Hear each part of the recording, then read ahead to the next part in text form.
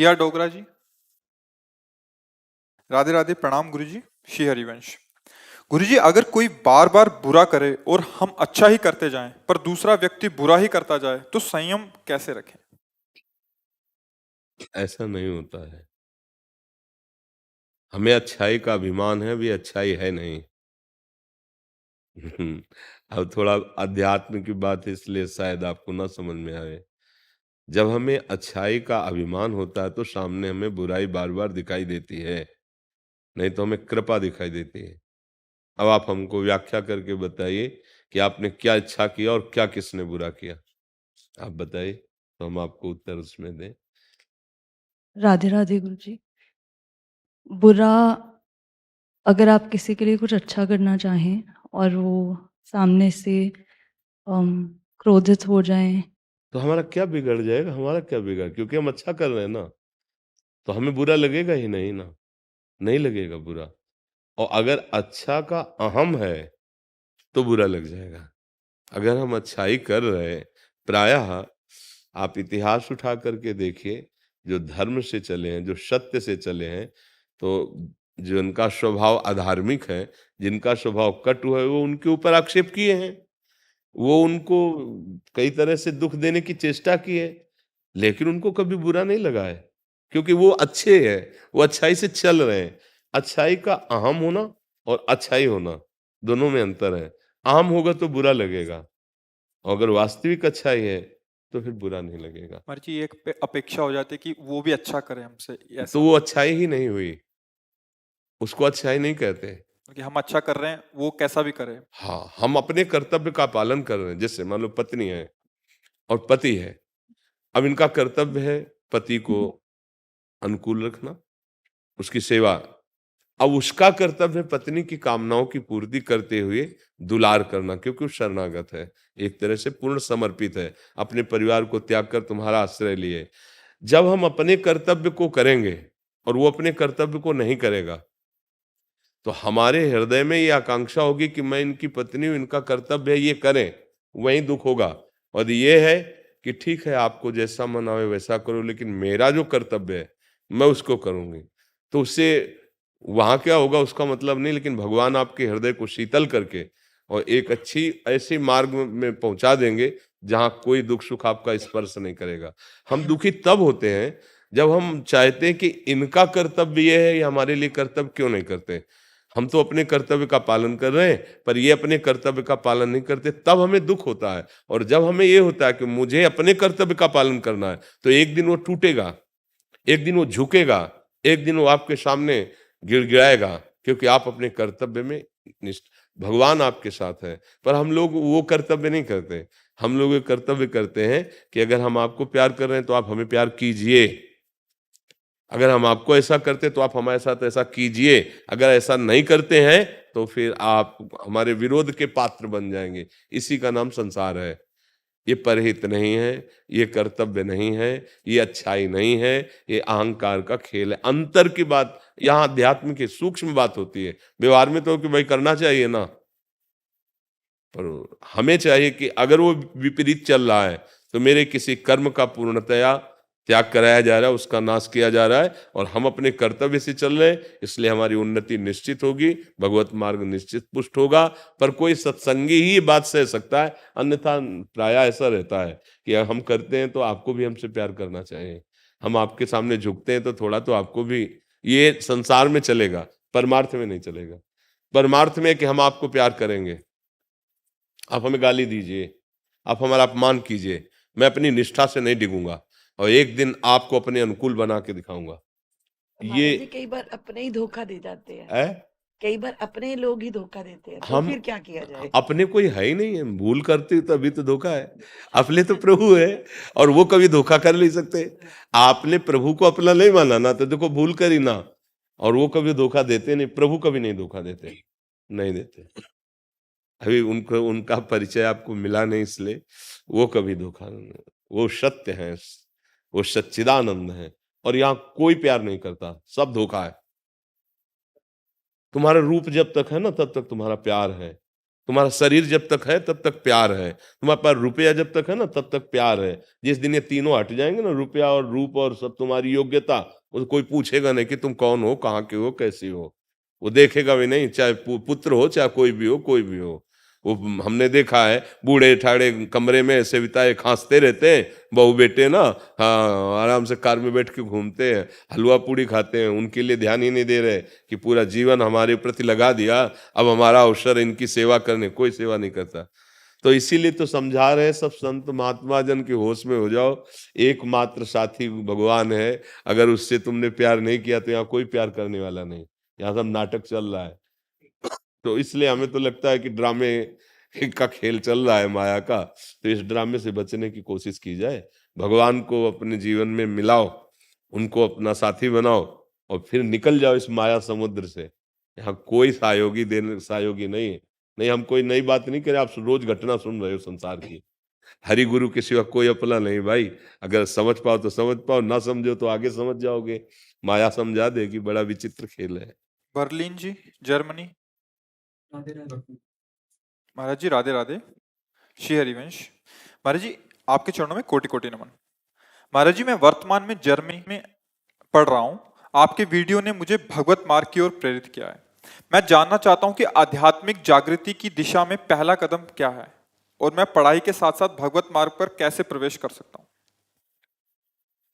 जैसे कोई भी महल बनाने के पहले नींव की बहुत मजबूती की जरूरत होती है, ऐसे चाहे आध्यात्मिक उन्नति हो या लौकिक उन्नति हो, उसके लिए ब्रह्मचर्य की बहुत आवश्यकता होती है। किसका प्रश्न है? हाँ, ब्रह्मचर्य की बहुत आवश्यकता होती है। अगर ब्रह्मचर्य ठीक नहीं है तो ना वो लौकिक विशेष उन्नति को प्राप्त होगा और ना आध्यात्मिक उन्नति को प्राप्त होगा। आज हमारे समाज में सबसे पहला नाश ब्रह्मचर्य से प्रारंभ हो रहा है। छोटे छोटे बच्चे, छोटे छोटी बच्चियां, जिनको बहुत संयम से रहना चाहिए, इन कोमल अवस्थाओं में जीवन की जो जीवनी शक्ति है उसको सुरक्षित रखना चाहिए, वो आजकल नष्ट किया जा रहा है। गर्लफ्रेंड बॉयफ्रेंड, ये जो नौटंकी नाटक माया का चला है ना, ये बहुत नाशकारक है। क्योंकि नई अवस्था में मन वैसे ही उद्दंड होता है, अब और खुली छूट हो गई है। माता पिता का भय नहीं, शास्त्र का भय नहीं, कानून का भय नहीं, तो वैसे ही उद्दंड मन और निकल पड़ा। अब वो मनमानी आचरण जो कर रहा है, और उसकी न लौकिक उन्नति और न पारलौकिक उन्नति। लौकिक उन्नति मानो जो पुरुष या जो माता बहन संयम से हैं और फिर उनका जब ब्याह हुआ तो अपने पति को प्रभु की भावना से देखा, जीवन साथी की भावना से देखा, और वो उसको अपने जीवन साथी की भावना, और दोनों एक दूसरे की गलतियों को क्षमा करते हुए, एक दूसरे की भावना का सपोर्ट करते हुए पूरे संसार में अपना जीवन व्यतीत करते हुए भगवान को प्राप्त हो रहे हैं। गृहस्थी से भगवान की भी प्राप्ति होती है। हम लोग गृहस्थी में तो पैदा हुए, आकाश में थोड़ी पैदा हुए। अगर माता पिता के पावन विचार और धर्मात्मा ना होते तो हम लोगों का जन्म कैसे हो जाता। अब जब बच्चापन से ही तुमने 2-4 बच्चों से गलत संबंध कर लिए या 2-4 बच्चियों से, अब तुम गृहस्थी में संयम में रह पाओगे? तुम गृहस्थी के लायक रह गए हो? तुम्हारी संतान देशभक्ति या भगवत भक्त हो पैदा होंगी? संभावना ही छोड़ दीजिए, क्योंकि मूल ही आपने दोष युक्त कर लिया भाव। तो बच्चा अध्यात्म में चलने के लिए तो अनिवार्य है ही ब्रह्मचर्य, पर लौकिक के लिए भी ब्रह्मचर्य है। और आप जिन देशों की बात कर रहे हैं वहां ब्रह्मचर्य नाम की कोई वस्तु नहीं है। विदेश में शब्द थोड़ा कड़वा है, पशुता का आचरण है, न पवित्रता का निर्वाह है, न संयम का निर्वाह है। खान पान का क्या स्वरूप है आप देख रहे हैं, उनकी विलासिता का क्या स्वरूप आप देख रहे हैं। भला ऐसे देशों में रहकर कोई ब्रह्मचर्य से रह जाए तो मुझे लगता है मगरमच्छ के बीच में वो तैर रहा है आनंद से, बहुत बहादुर आदमी है, ली जाएंगे मगरमच्छ। तो जहां विलासिता इस कोटि की दौड़ रही है कि आज यहाँ कल वहां परसों वहां, तो आप भी तो उसी मन वाले हैं और वहीं गए हैं। तो अगर आप इसको बचा पाए, बचाया जा सकता है। जैसे लंका में रह के विभीषण जी ने भक्ति की, ऐसे की जा सकती है, पर बहुत कठिन है। क्योंकि जैसा वायुमंडल होता है, हमको वैसे ही ज्यादा सपोर्ट मिलता है। वायुमंडल व्यभिचार युक्त है तो हमारे भाव व्यभिचारी बनने में बहुत ही प्रवीण होंगे। और संयमी वातावरण है, जैसे धाम है, इधर देखो नाम कीर्तन कथावार, तो इधर भक्ति का सपोर्ट अधिक, पर सब कोई थोड़ी यहाँ रहेगा। पर अगर आपको वहाँ उन्नति प्राप्त करनी है तो पहली आपकी सीढ़ी होगी, पहला सोपान होगा ब्रह्मचर्य। दूसरा होगा कोई नशा न करना, किसी भी तरह का कोई नशा। जैसे आजकल बच्चे नहीं है, ड्रग्स से सब गंदी गंदी वृत्तियां धारण कर लेते हैं, बिल्कुल नहीं, कदापि नहीं। और तीसरी बात, जितना भी बन सके नाम जप करो। 10 मिनट सही, 15 मिनट सही, कुछ समय ऐसा निकाल लो नाम जप का। और अगर भोजन पवित्र हो गया तो इतनी बातें आप सुधार लो, आगे भगवान देख लेना कैसा मंगल करते हैं। अब बहुत समस्या है, बच्चा कैसे बोले जबान से। पहले था कि अधर्माचरण करने वाले लोग तलवार की नोक पे मांस जबान पे रखवाते थे, नहीं तो गला काट देंगे। और आज आप विदेश में पैसा दे के खाते हैं, तुम पूछते हो क्या किसका? तो बच्चा कैसे हम बताएं, कैसे समझाएं? जहां ऐसा खान पान ही है, कोई रसोई ऐसी नहीं मिलेगी जिसमें मांस ना हो।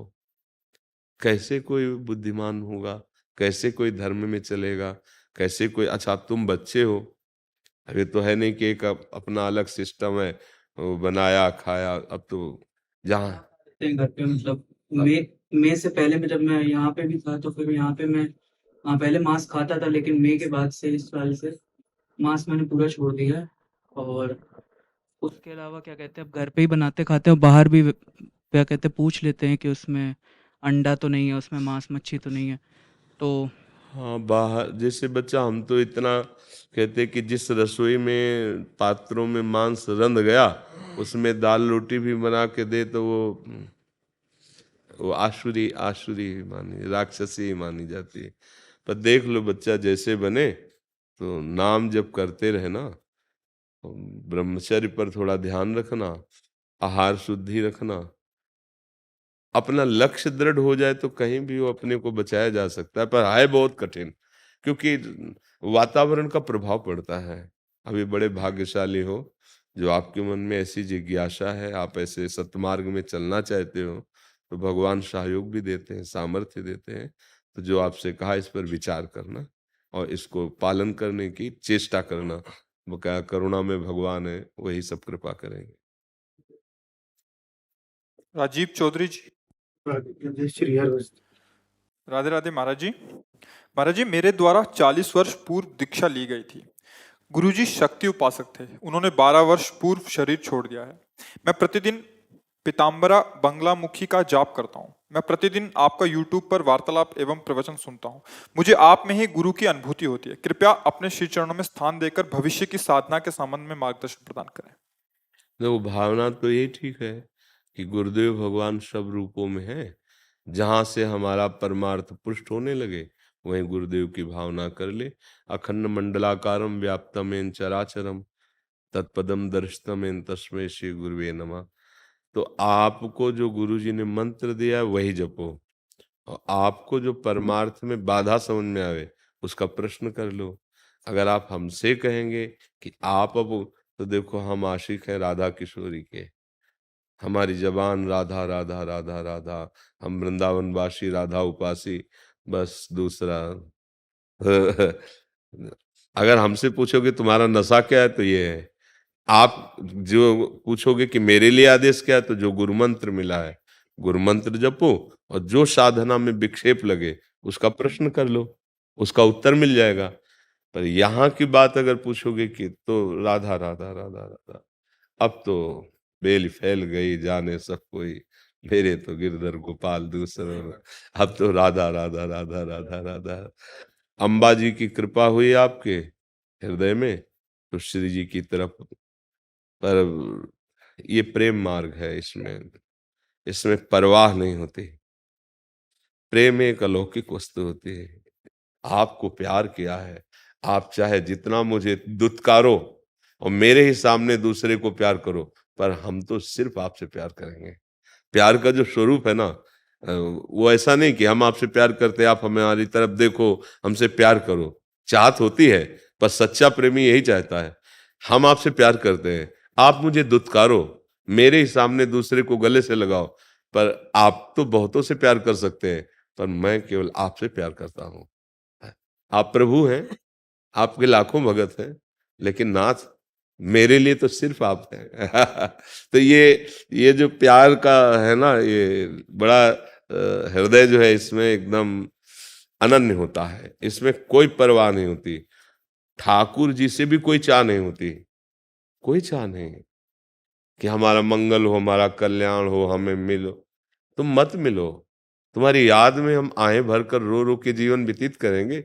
मिलना हो मिल लेना, ना मिलना हो ना मिलना। एक प्रेम जो होता है ना, एक वो अलग होता है, वो ये सब सिद्धांतों से एक अलग होता है। ये प्रेम जो है बड़ा, तो अब हमको छेड़ोगे तो ये है।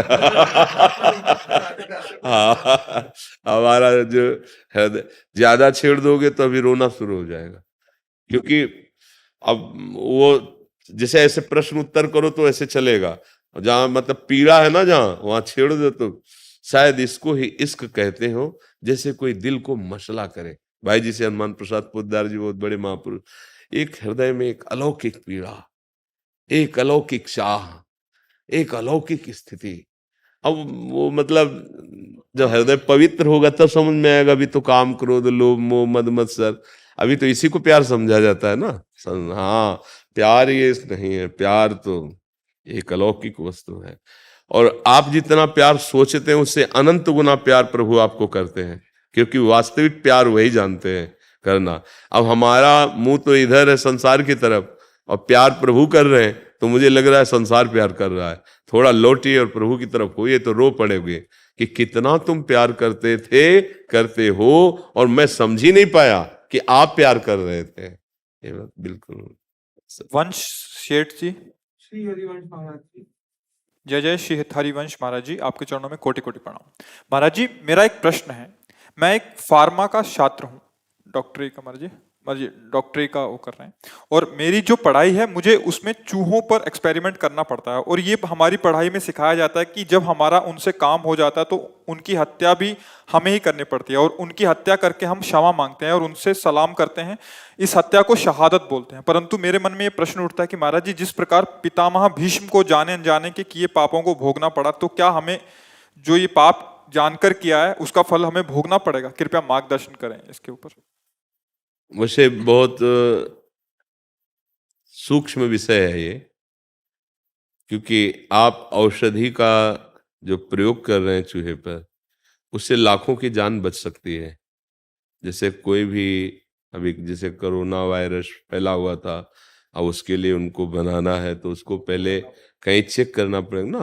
तो सब योनियों में श्रेष्ठ मनुष्य योनि है, और अगर वो आपका सफल हो जाता है और लाखों लोग निरोग होते हैं, तो वो अपराध के अंतर्गत नहीं आएगा। बहुत सी ऐसी औषधियां बनती हैं जिनको आप देख लीजिए कि वो केवल फल फूल से नहीं बनती हैं, जीवों से बनती हैं। बहुत सी औषधियां बनती हैं, जो बहुत से ऐसे कैप्सूल, बहुत से ऐसी औषधियां, बहुत से ऐसे जो जीवों, लेकिन बड़ी योनि है ना मनुष्य योनि, उसकी रक्षा में आता है। तो ऐसा नहीं कि वो फिर डॉक्टर नरक जाएगा, ऐसा नहीं है।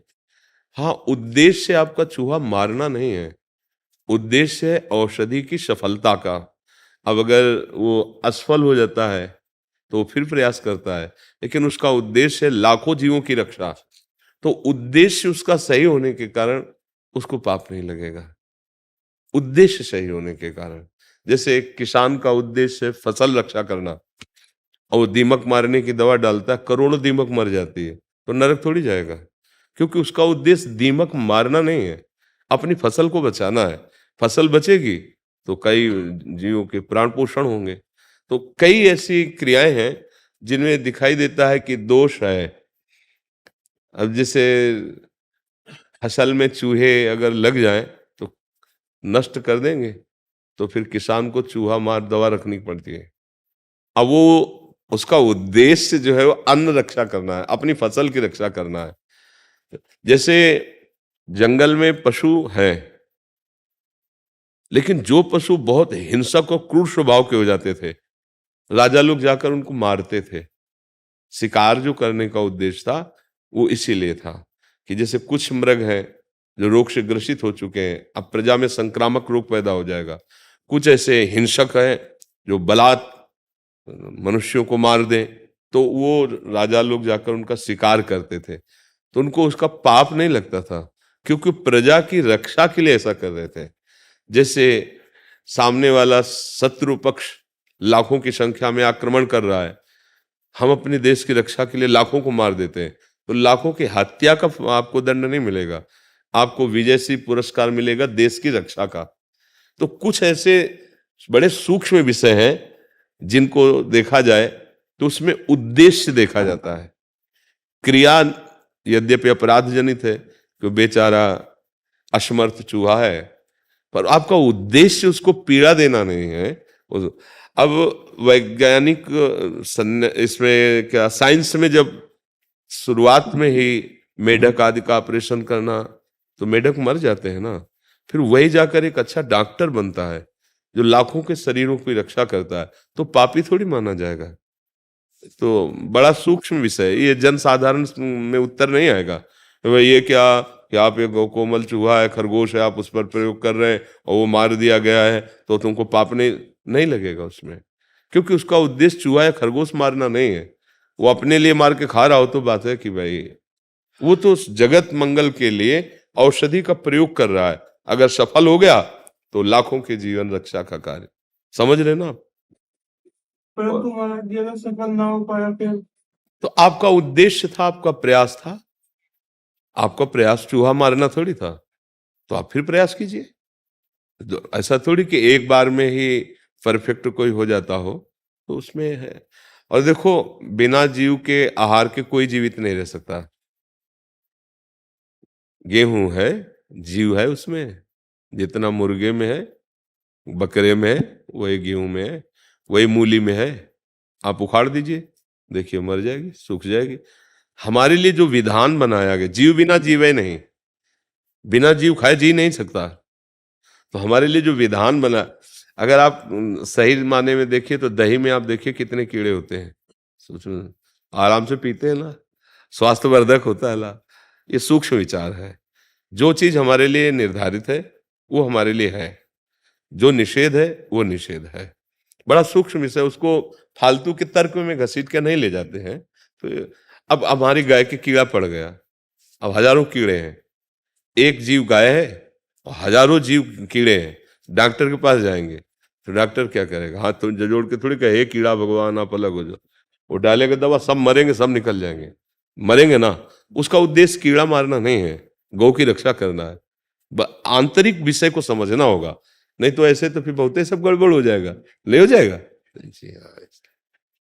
हम आपसे सत्य कहते हैं कि गुरुवाणी किसी एक की नहीं है, पूरे विश्व ब्रह्मांड की है, जो स्वीकार करे। हम मतलब हृदय की बात कहते हैं। तो ये नहीं कि वो आपको ज्यादा प्यार करते हैं, हमको कम करेंगे, ऐसा ले। गुरुवाणी जी ऐसे ले, विश्व ब्रह्मांड का सिरताज है, स्वीकार करो। और चाहे जिस संप्रदाय के हो, चाहे जहाँ के हो, अगर आप कहीं भी जाते हैं तो आपकी गुरुवाणी का ही पोषण हो रहा है। जैसे आप आए तो गुरुवाणी की आज्ञा है कि साधु समागम करे, तो संत समागम। आपको पूरी श्रद्धा वहीं रखनी है गुरुवाणी पे। उन आज्ञा हुई है तो हम जा रहे हैं साधु समागम के लिए। वहां से हमारा कल्याण होगा इसलिए नहीं जा रहे हैं, समझना है। यहाँ से कल्याण होगा इसलिए नहीं आए हैं। गुरु आज्ञा है, गुरुवाणी की आज्ञा है, साधु समागम करे, इसलिए साधु समागम कर रहे। बात तो गुरुवाणी से बननी है, ऐसी निष्ठा हृदय में रखें। वाहिगुरु जी का खालसा, वाहिगुरु जी की फतेह। आओ जी विराजमान, आप विराजो। वाहिगुरु जी का खालसा, वाहिगुरु जी की फतेह। जटाले के जावे ने आले जावे पते पावे। सत श्री अकाल। बाबा जी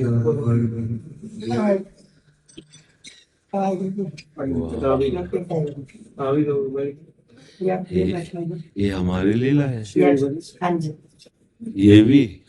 हाँ जी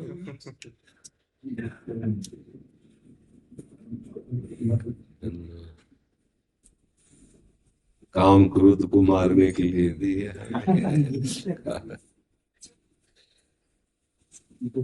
बहुत कृपा है गुरुदेव की, बहुत कृपा है, बहुत।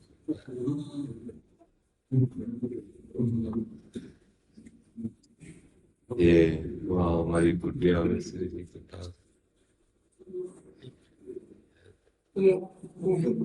10वें गुरु गुरु गोविंद सिंह जी की बाणी आप बता दो।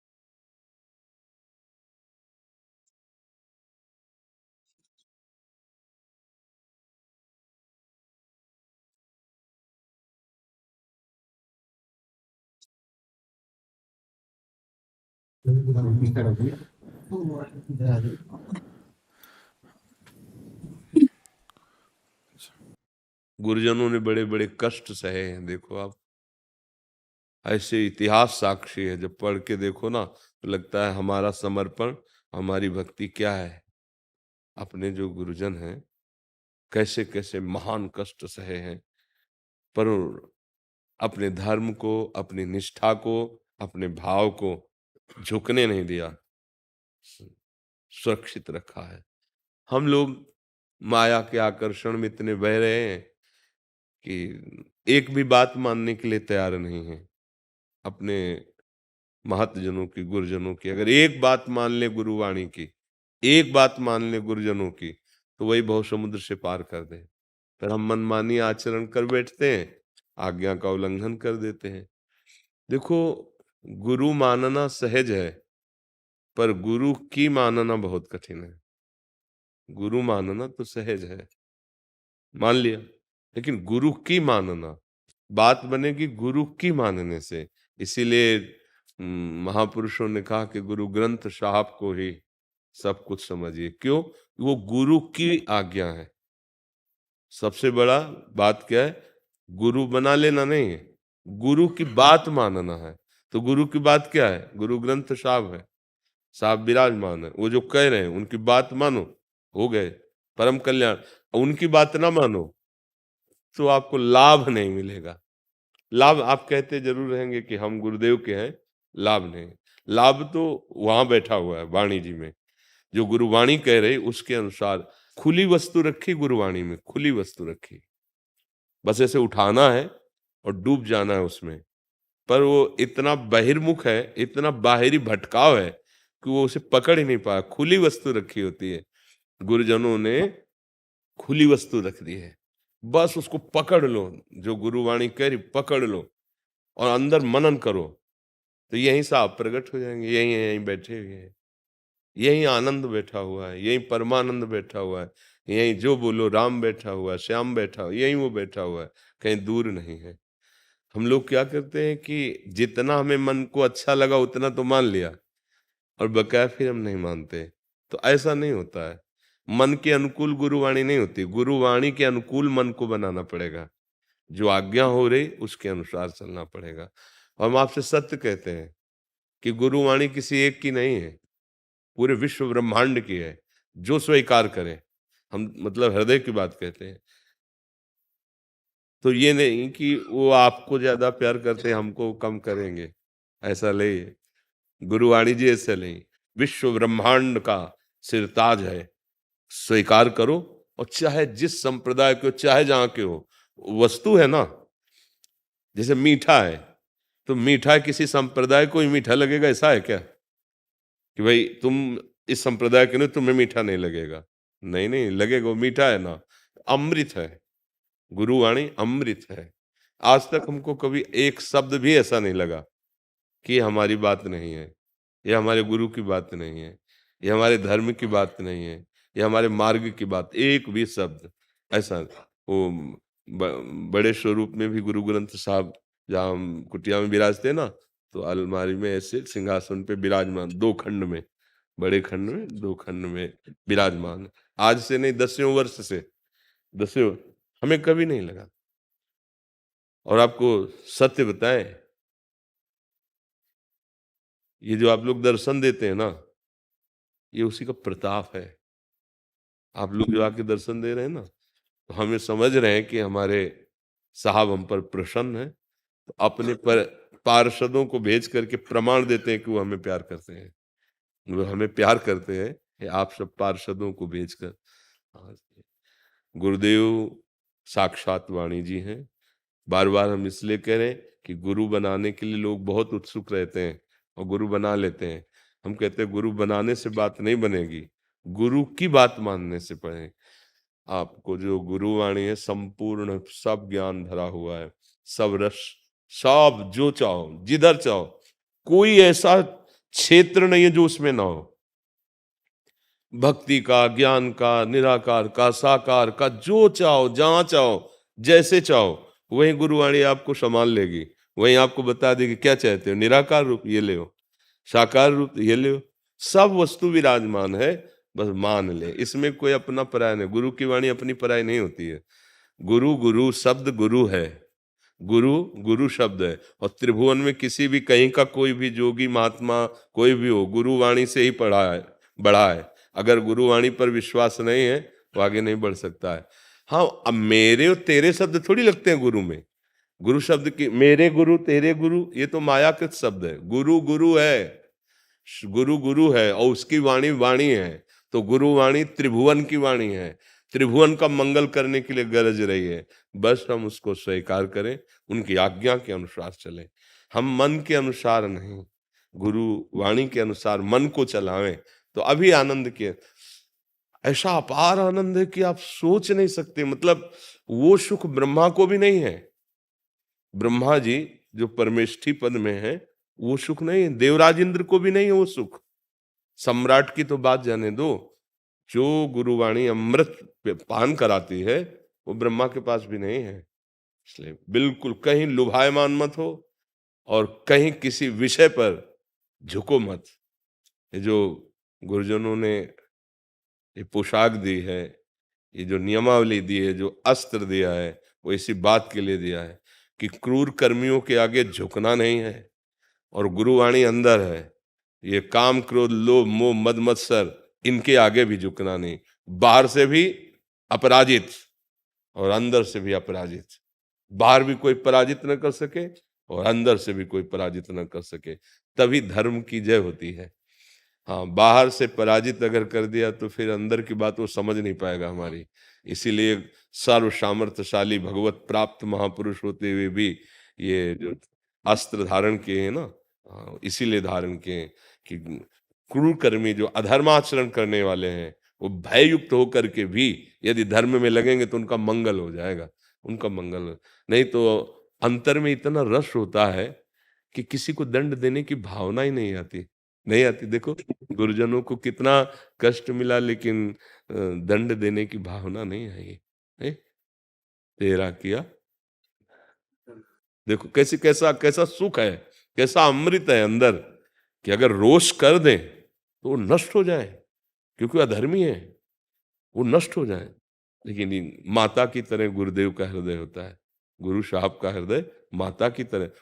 जैसे उद्दंड बच्चा है ना, पर उनको बच्चे ये समझाना, अगर वो अपने स्वरूप में आकर के तो भस्म हो जाए, नष्ट हो जाए, क्योंकि ऐसी सामर्थ्य है। लेकिन वो कह रहे नहीं नहीं, अच्छा है, अच्छा है।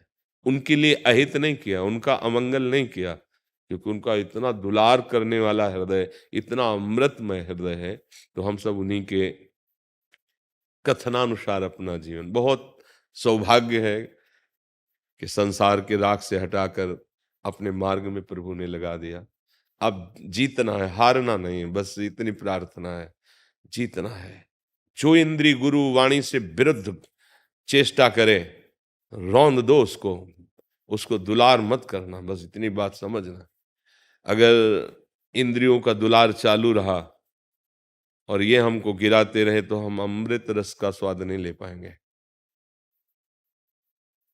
जैसे घोड़े की लगाम अगर हम खींच के रखेंगे तो सतमार्ग में चलेगा। नरसिंह मेहता जी एक बहुत बड़े महापुरुष हुए हैं, उन्होंने कहा काछ वाछ मन निश्चल राखे, धन धन जननी तेरी रे, वैष्णो जन तेई कहिए जे पीर पराई जाने ने। बात यह कि लंगोट का पक्का, जबान का पक्का और मन का पक्का, तो बोले धन्य है, उसने विजय प्राप्त कर ली। वही यहां नहीं फिसलना। जीवन का सार यही हम आपको बता रहे हैं कि अगर जवान में दो चीज होती है, एक रसेंद्री स्वाद लेना, एक बोलना। बोलना मिथ्या ना हो और स्वाद में जवान न फंसे, और लंगोट का पक्का मतलब जनेन्द्री का पक्का हो और मन का निश्चय पक्का, विश्व में कोई उसे परास्त नहीं कर सकता। धन्य धन्य जननी तेरी रे, धन्य उसकी माँ जिसका लाडला ऐसा हुआ कि जो जनेन्द्री, रसेंद्री, वाकेंद्री, इन तीन पर विशेष दृष्टि, अगर तीन पर विशेष दृष्टि और सावधान और गुरु उपदेश के अनुसार तो मंजिल दूर नहीं है। पर ये छोटी मोटी फिसलन नहीं है, ये जो काम क्रोध आदि की फिसलन है ये बहुत महीन फिसलन है, बड़ी फिसलन है, और अपने लोग यही फिसलने की चूक कर बैठते हैं। इसलिए वो जो आनंद है उसको ये ढकने वाली चीजें हैं, इनको रोक लीजिए जैसे भी बने। अगर गृहस्थ मार्ग में है तो संयम से, और अगर विरक्त मार्ग में है एकदम अमृत सेवी स्वरूप, तो भूल करके भी कदापि नहीं, प्राण दे सकते हैं लेकिन इंद्रियजन खेल नहीं खेल सकते, ऐसी निष्ठा रखी जाए। प्राण दे सकते हैं पर हम उसके विरुद्ध आचरण नहीं कर, ये थोड़ा होना चाहिए, बिल्कुल एकदम अलर्ट सावधान, चूके तो मारे गए। ये चढ़ाई ऐसी है कि इसमें चूके फिसल गए। सेवा भावना, भक्ति भावना, प्रिय भावना इसी में आता है। बहुत सूक्ष्म बात है ये। आप सूरवीर हैं परमार्थ के, ऐसे कोई नहीं आएगा कि ललकार के आवे, ऐसे आएगा आपके पास, आपको गिराने के लिए ऐसे आएगा। भक्ति का रूप रख के, सेवा का रूप रख के आपको पहचानना है। जिसके संग से गुरुवाणी के विरुद्ध आचरण हो जाए वो भक्त नहीं हो सकता, वो सेवक नहीं हो सकता, वो मित्र नहीं हो सकता, वो शत्रु है। तत्काल दूरी बना ली जाए बिल्कुल, तो फिर आगे प्रकाश हो जाता है।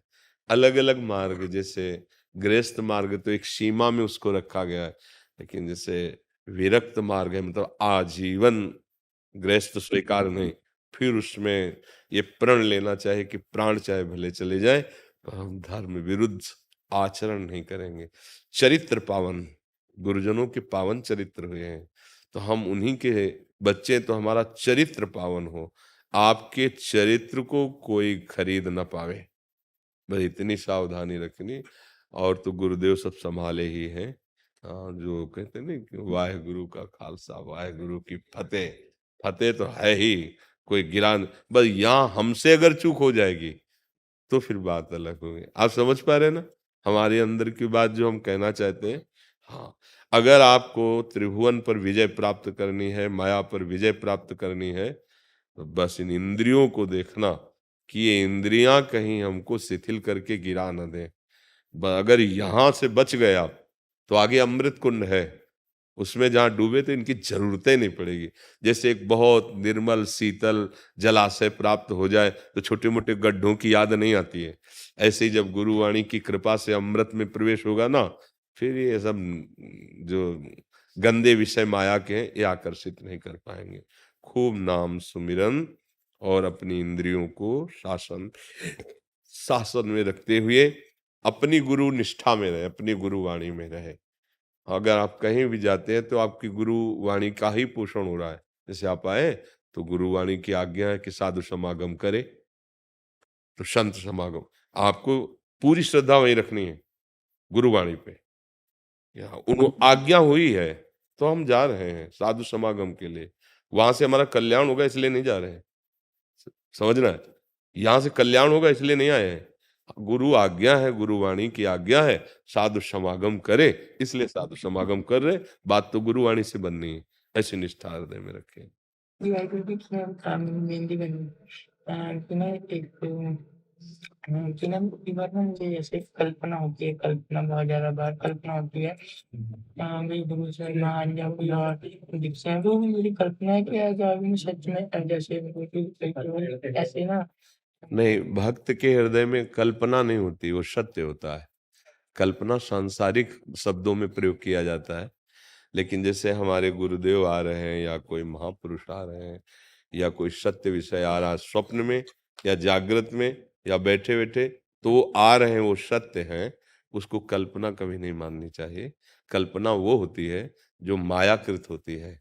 सदगुरु कल्पना नहीं होते, संत कल्पना नहीं होते, जो गुरु का प्रताप है वो कल्पना नहीं होती। कब बैठे बैठे ऐसे चिंतन में डूबे और कोई लीला चल पड़ी, तो कल्पना नहीं है, वो कृपा है, वो गुरु कृपा है, उसे कल्पना नहीं कहते। हाँ, भक्ति भाव में उसे भावना कहते हैं, पर वो भावना सिद्ध मानी जाती है, वो सत्य मानी जाती है। जो असत चिंतन है वो त्रिकाल में असत है, और जो सत है वो त्रिकाल में सत है। तो चाहे भावना में आ रहा हो या चिंतन में दिखाई दे रहा हो या स्वप्न में आ रहा हो, वो सत्य ही है, वो कृपा करके पधारते हैं। हाँ, उसमें सर वाहिगुरु जी का खालसा।